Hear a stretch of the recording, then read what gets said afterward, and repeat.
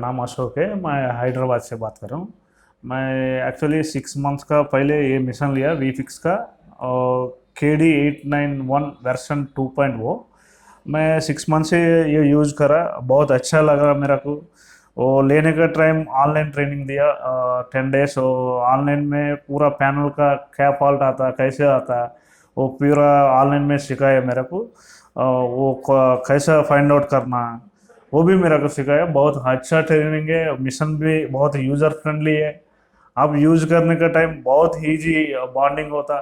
ये करने का बहुत बहुत आपको एक बार दो बार ट्राई करें तो बहुत इजीली इसका यूज़ कर सकते हैं। बहुत अच्छा मिशन है, आप लेने को डाउट नहीं है, 100% ले सकते हैं।